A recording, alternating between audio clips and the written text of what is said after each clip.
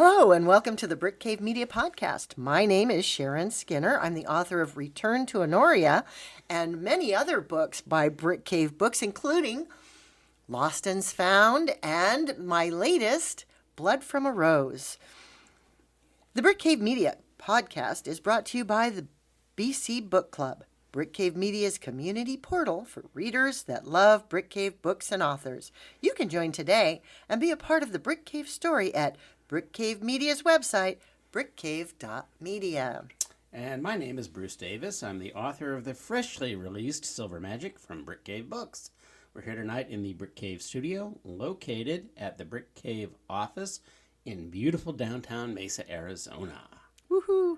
So, we just finished the Mesa Book Festival. We did just finish the Mesa Book Festival. So let's talk about how was your experience at the Mesa Book Festival? Well, it's always nice because we get to sit around and talk to people we know about books. But surprisingly, I think I sold a few books, which was very nice. You sold a lot of books. You outsold everybody else in the Brick Cave booth this festival. So I'm proud of that. Yeah, you should be. I had a new book to market, so that's always a good thing to do. Yeah. I think with some tweaking, we can continue to grow this thing. I understand Bob has wanted to put me on some board of directors with Anthology to help direct some of that. So Yeah. I'll see what I can do. I'm looking for projects to transition out of a career into something else. Ooh. Not urgently, emergently, Right. but it's getting to be time. So. Yeah. So what are you looking to do? Are you still something medical, I assume? Or Not am I- necessarily. Ooh, The okay. problem with that, first, is that malpractice and liability structures in this country are such that I can't go part-time. You have to make enough to cover your malpractice insurance. And part-time would And part-time doesn't do it. Kind of do it. I may be able to go part-time if somebody's willing to pay me as the emeritus, oracle for the young guys. Yeah. I don't see that happening, though. I'm currently having to pull my weight just like everybody else in my position. Yeah. You can't do volunteer work in this country at all. Just doesn't exist. In medical, you mean? In medical, Yeah. you just can't do it. I have to go overseas Which to is do when you real do the volunteers. That's why I do mercy ships. Mercy ships, yeah. But again, that's expensive. You got to pay your own way for that. And that's not something that you do in retirement unless you have funding. Yeah, funding for that retirement. So, and quite frankly, if I leave the practice of surgery, I will leave the practice of medicine. I'm not fit to do anything else. And I'm getting a little too old to be doing this. Okay. I'm beginning to feel the fatigue. It's a contact sport. Yeah, it's a hands-on. It's very hands-on. And it takes, very brains-on. Well, it takes a toll. I'm starting to have some neck issues. Not bad ones, but enough that it's telling me, you can't keep doing this forever, dude. Yeah, yeah. So something like the book festival or some other project in which I have some passions might be a good thing. We'll see. No, I think I'm not making any plans. I'm just kind of putting feelers out. Well, you know me. I mean, I'm already working on my next iteration with the book coaching stuff and that freelance editing. So that's a skill that I just don't have. I can write, Right. but I'm not the best But at the that point sort of being, thing. I hear you. I'm already, looking for that next thing and building that next thing because I want to do the thing that I'm passionate about. I want to be able, but I need that income. I need some income even in retirement. These days being what they are, we pretty much do. So I'm a little less concerned about that than I am about just keeping myself engaged. you need to, you don't want to just putter yourself into the ground. Yeah. Well, I don't even know that I would do that, but it wouldn't be good for me. Yeah. And so, again, the Mesa Book Festival. Well, I would like to be able to plug it to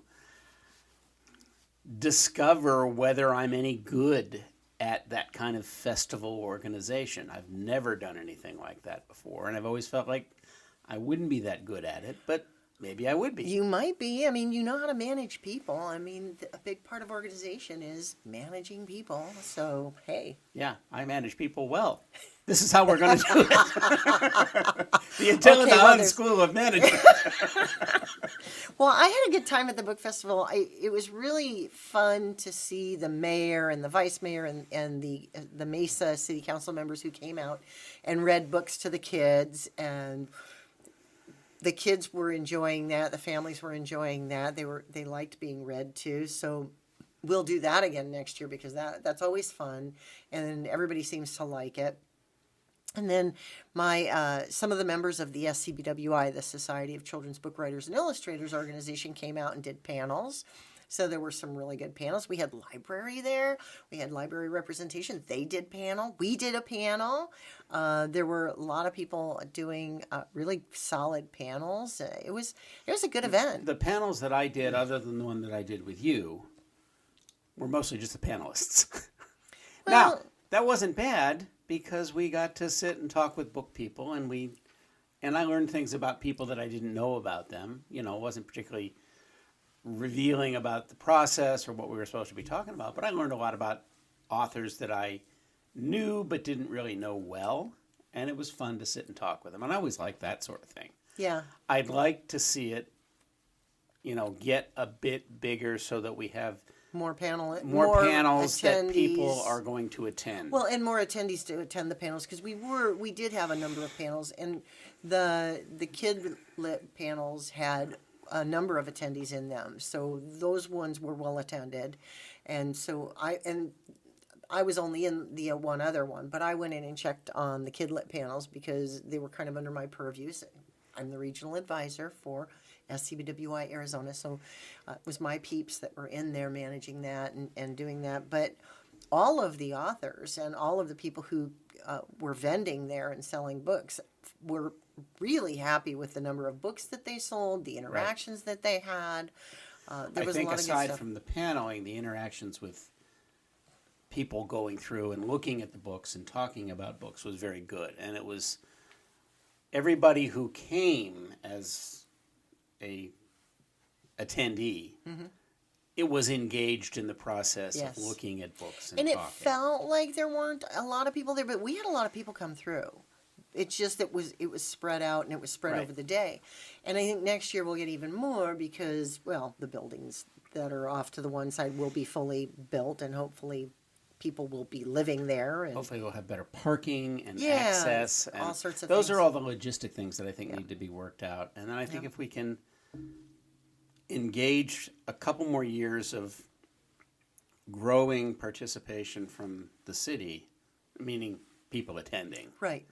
We can attract some larger names and some different authors and be able to really build this thing. I don't know if we're going to get like Tucson or, Well, Tucson's been doing this thing for decades now, so we'll. But you never know. We can get it bigger and get it more fun. Yeah. So. Speaking of Tucson. Yeah, speaking of Tucson Festival of Books is coming. So we always have fun down there. Even just being there. Yeah, absolutely. I enjoy that festival. I'll be doing a panel on Sunday again this year. That's basically a kid-lit panel with other SCBWI authors and illustrators who will be talking about resources for writers, and that'll be on Sunday from 4 o'clock to 5 o'clock, the weekend of the festival, which is the weekend of Saturday and Sunday, March 4th and 5th of 2023. So come on down. We have fans. We have fans who come and find us every year, which is great. And we both have new books out in time for that. Nice so that'll be good for them. Good. They'll be happy. So there's that. And yeah, it's a good event. It really is. I enjoy it. And I enjoy... Brick Cave is such a fun group to hang with. And I think because we've been doing this down at that festival for a while now, we're a known quantity for the festival people. Yes. And so I don't know that we get treated better, but they know we're there, where they know we're reliable. They don't have to come around and hassle us and supervise us in everything we do. They know that we're gonna do what we're supposed to do it the right way. We're gonna hang out, and they can always come by and say.